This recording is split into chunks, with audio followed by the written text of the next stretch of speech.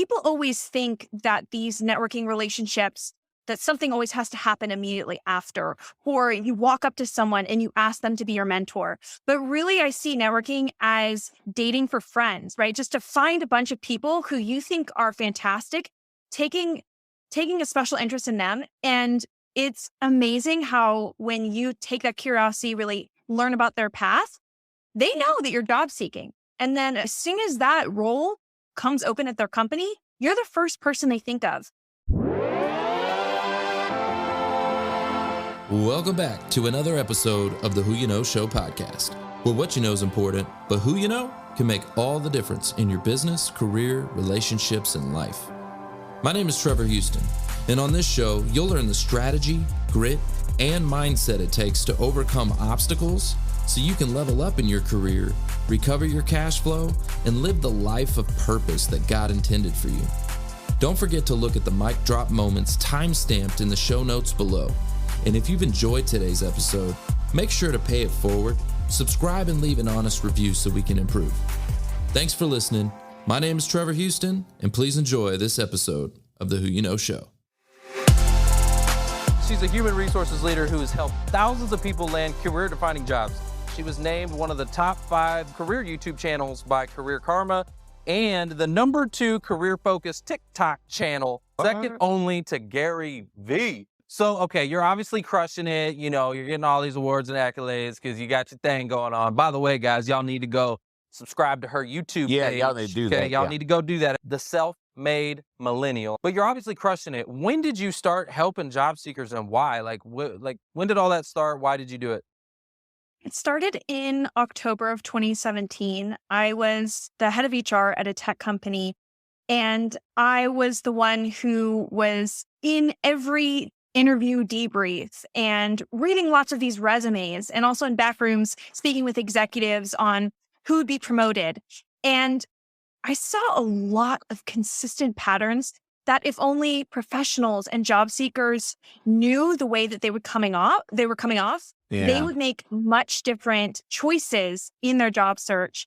And I actually started helping people by thinking I was going to be their savior. I was going to be that one HR professional that replied to their application and told them why they didn't get the job. And I thought everyone was going to love me because, right, doesn't everyone want that?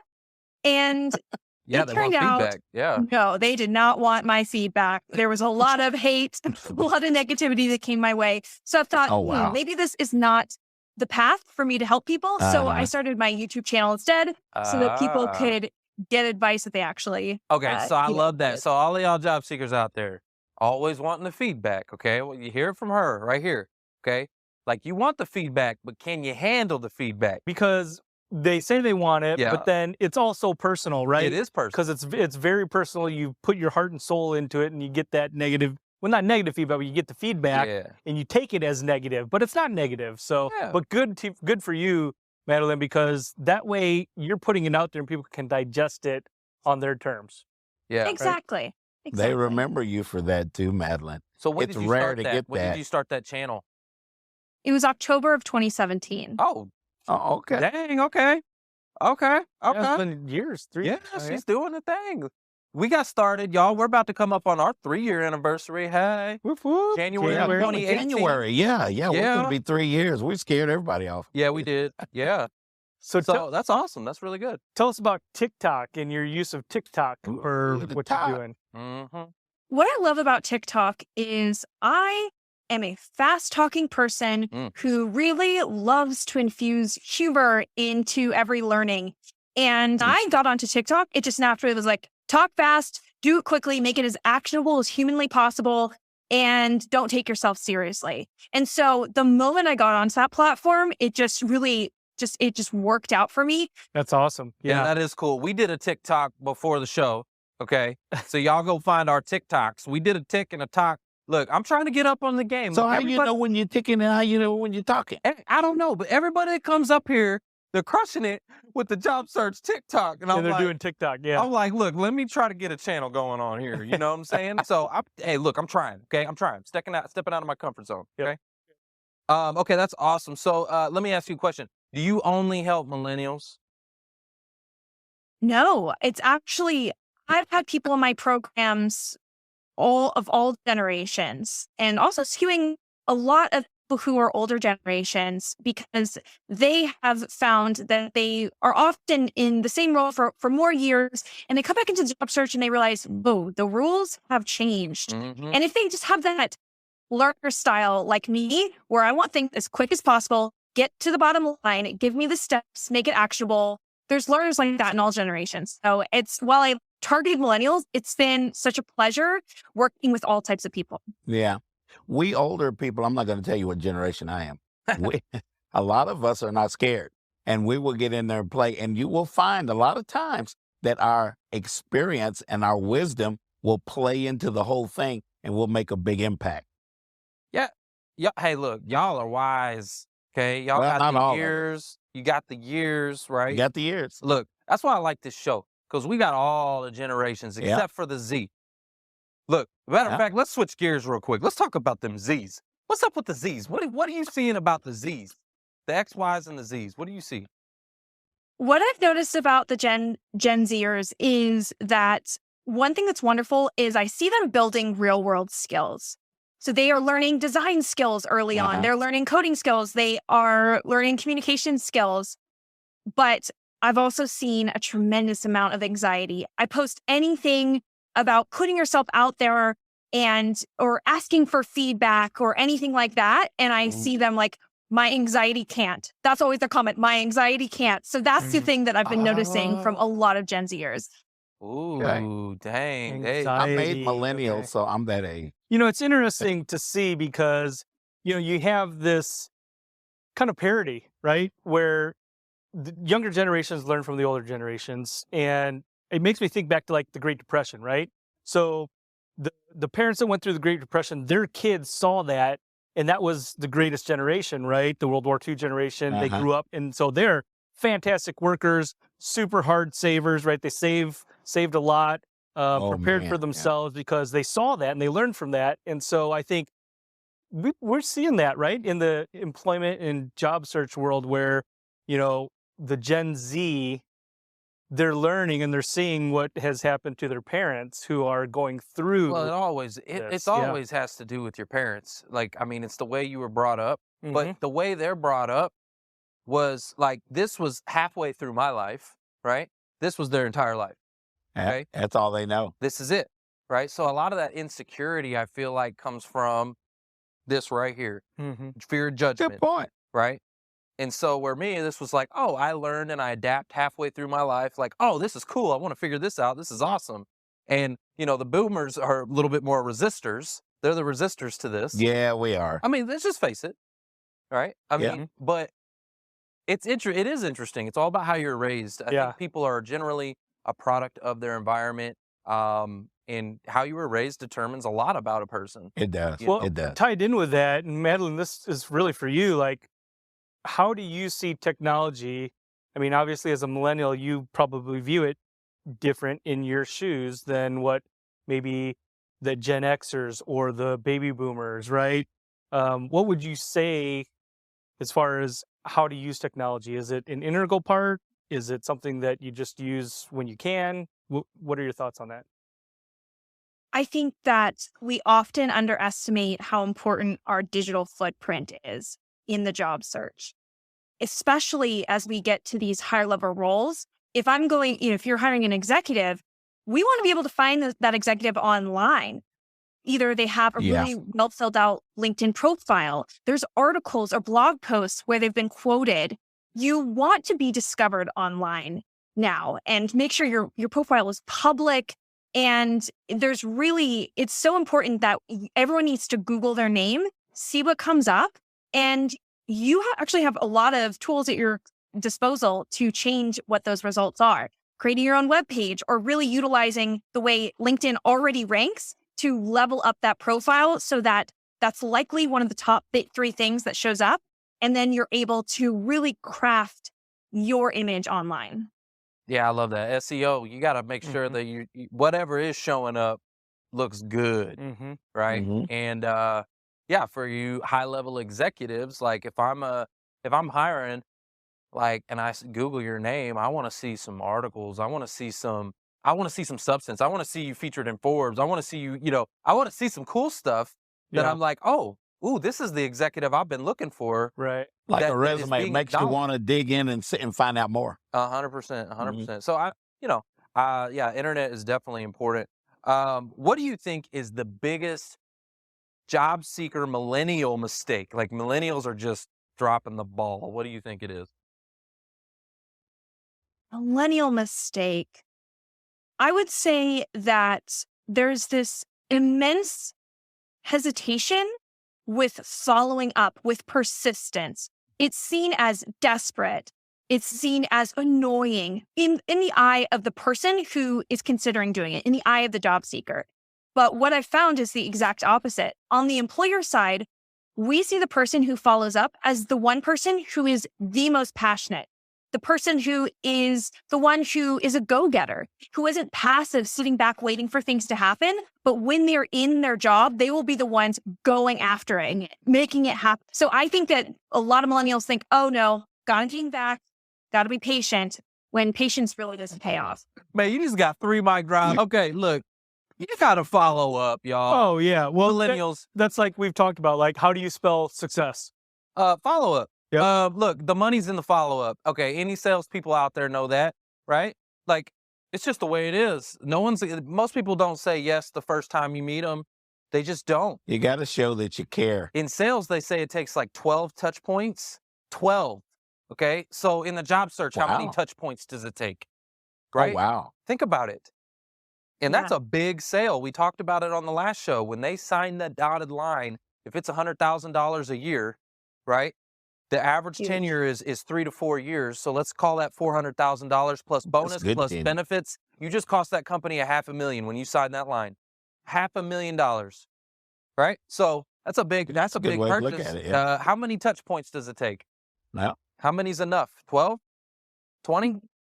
I guess it would I'm going to say this. What? It would depend on what your relationship is. I'll shut up. Well, look, if you have already built a relationship prior to, which we have a special guest behind the scenes right now, Julie, we were talking before the show, and she said, while we were going up the elevator, she goes, I feel like I already know you. I feel like I've already met you. Yeah. Why? Because of the videos, because of the social media, because of what we're putting out there. She goes, I feel like we've already met. Yeah. And so I think you can expedite your search. You can expedite what that employer, how they feel about you, how you make them feel by putting yourself out there, by getting out there. So on video, I think it's real important. What are your thoughts on that? You like that? Yeah, there's the marketing rule of 7. Ooh. If you all have heard of that, where I'm ready. For a typical customer to convert, they need to have had 7 different touch points with you to feel that familiarity. And familiarity breeds fondness. And you're absolutely right. It doesn't have to be 7 emails. It could be them seeing a post of yours on LinkedIn, or them hearing your name talked about by a coworker. These are all touch points. Yeah, 100%. 100%. I love it. I mean, think about the customer journey, right? I think about the customer journey. I recently went through Shay Rowbottom's boot camp, right? Oh, yeah. And I remember that customer journey to a T. I remember the first time I saw one of her posts. I remember it was straight value. It had nothing to do with marketing or video or boot camp or any of that. It was just straight value. I seen it over and over. I started, and I was like, I love the way her videos looked. And I started to get familiar with her content. I followed her. And then next thing you know, like, I'm seeing other people with similar stuff, and I'm like reaching out to them. Hey, what software are you using? Right? And I'm like, hey, what are you doing? What are you doing? How are you doing it? Right? And they're like, oh no, it was Shay. Oh, I'd already been familiar. And I'm like, oh, let me go. And next thing you know, I'm signing up for her boot camp, right? Like, there was a journey that I went through, but I'd already got to know her. I was already familiar with her, right? And it's the same thing for a candidate. It's the exact same thing. If you put yourself out there on a regular basis, that employer, they're going to see you over and over and over. They're going to get to know who you are. And then eventually they're going to make a decision on you, whether it's good or bad, but at least you're going to get a decision. That was my exact story with Barbie Winterbottom. You HR contingent folks that are part of our HR CSN, you know Barbie, you know what I'm talking about. Check her out, Barbie Winterbottom. Yeah, check her out. I think she's coming on the show, right? I hope she is. We'll get She's it worked signing out. up. We're going to get that worked out. Okay, let me ask you some other questions. So why do you think millennials get a bad rap? Because I'm a millennial too, right? And so it's actually funny because I don't hear it as much anymore, but you used to hear them dang all millennials, right? And you even see these skit videos where like the millennials are awful in the interview. They're like I'll be late or show up whenever they want. Like, what do you think is holding millennials back? Yeah, I mean, at this point, millennials are the CEOs of all the hot tech companies at this point. So many of us are kind of in the stride of our careers. So you're right. I think we have shed quite a bit of that reputation as we've gotten our bearings in the professional world. But I think, I just think that we kind of came up in this different environment, this more digital environment. And I don't know, there's this whole thing about us always getting, what's it called? Trophies for not winning. Yeah. And I'm always thinking, who handed us those trophies? Yeah, not me. Millennials didn't buy our own trophies. It was the boomers who raised us who were giving us those trophies. So I don't know. So it's I raised one. There you go. So whose fault is that for giving the trophies out? That's what I'm saying. Mine doesn't have any And first of all, I didn't get no trophies. Nobody gave me a dang thing in my life, okay? I got lots of trophies, but I earned every single dang one of them. First place, okay? None of this, participation junk, okay? First place, all right? I got a lot of those. That's all I'm saying. So I'm all about, don't be giving out them trophies. You better earn that. Mm-hmm. That would be sad. I've not seen very many participation trophies, but I've heard about them. And no, that doesn't calculate. So I have a question. So Madeline, in your career, right, your trajectory and the path that you've taken, how integral has networking been? Oh, it is the key. It's who you know, right? It is so important. So yes, you can get jobs the regular way. I would say that truly being curious about my career, and I teach this to other people as well, is getting to know other professionals, taking a genuine interest in their careers, how they got to where they are. And people always think that these networking relationships, that something always has to happen immediately after, or you walk up to someone and you ask them to be your mentor. But really, I see networking as dating for friends, right? Just to find a bunch of people who you think are fantastic, taking a special interest in them. And it's amazing how when you take that curiosity, really learn about their path, they know that you're job seeking. And then a month down the road, as soon as that role comes open at their company, you're the first person they think of. And it's this wonderful feeling of it's a really meaningful relationship versus kind of, sending out resumes into the abyss. Yeah. Yeah. And it's so crazy because we're in this culture of I want it now, right? Immediate gratification. And that's what a lot of people's approach to social networking is, right? To social media and networking, like LinkedIn. Oh, I'm not going to talk to them. They're not going to be able to help me. Wrong. So that, hey, look, you think you can, you think you can't. Either way, you're right. Yep. So if you think they can't help you, well, guess what? They are not going to help you. That's right. But if you think they can, and you invest and you spend time and you build a relationship and you cultivate, maybe not today, maybe 5 years from now, who knows? That person elevates you and is the biggest person that you've, in your entire life, development wise. Yep. Like I'll give you an example. There's someone in the chat right now. Shout out to Elizabeth from Waldorf University, right? So like we built a relationship, but she was searching. I had reached out to her, right? She didn't even need me. She landed like the next day. Okay. But it was an outreach. I was reaching out. She landed, but she remembered me because I was trying to help her, right? So now she's with Waldorf. She's been watching the stuff that I've been doing and what we've been doing here. And she, now you got they're your investing job resource management. Right. And now we're putting on the job resource management series. So things like that, you just don't ever know where it's going to come from. Yep. But it was a seed I planted, and I didn't even realize I planted it because she landed. I didn't even get to help her. Was it Elizabeth Haley? Elizabeth Haley? Yeah. Yep. I didn't even get to help her, but she remembered that I tried. Right. Does that make sense? That's awesome. How awesome is that? That's this network, That's guys. networking, That's though. what we do.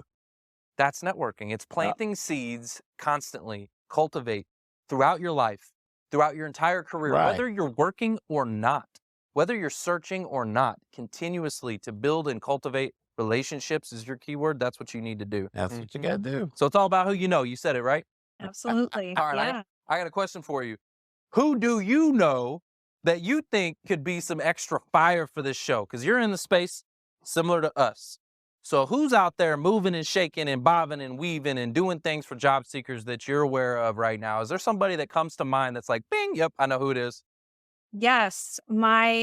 He is basically like my brother. Do you guys know Austin Belsack? Him and I are just thick as thieves. He's so exceptional. His tips are flawless.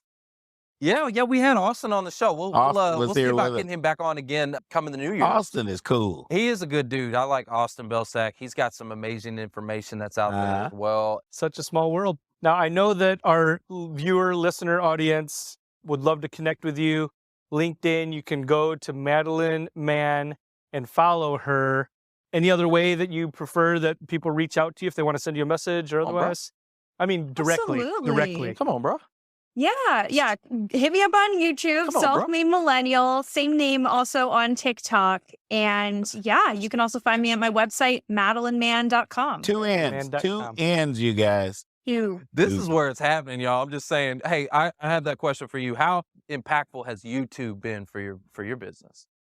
It's been phenomenal. It's really a great place to build relationships with people, give those in-depth tips, and really be able to be like a search engine for people. So as soon as they need help on what is your greatest weakness, I'm there. They can search for me real quick. It's the number 2 search engine, isn't it? Or number 3? Number 2. Well, Google's number 1. Google owns YouTube. Google owns YouTube is number 2. But what I love about YouTube, you're absolutely right. It's a search engine. We started our channel, guys, a little bit late. I can admit when I'm wrong. Can I tell y'all? I'm real good at that. I'm going to admit when I'm wrong. Mark was right. Mark said, we got to get the YouTube. And I was like, man, LinkedIn. I was like, bro, LinkedIn's where it's at. LinkedIn. I was like, let's double down on LinkedIn, right?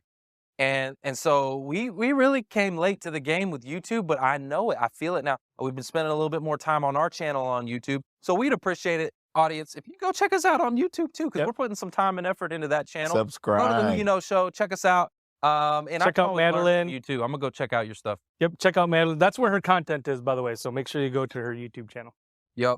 Madeline, thank you so much, guys. Madeline, thank you. We appreciate you. Thanks, Madeline. Thank you. Thank you, Trevor, Mark, and Foster. Have a good one. All right, you too. Thanks for listening to the Who You Know Show podcast. My name is Trevor Houston, and if you've enjoyed this episode, consider subscribing wherever you listen and leave us a positive review to help us keep the mics on in the studio. Until next week, that's the show. It's all about who you know.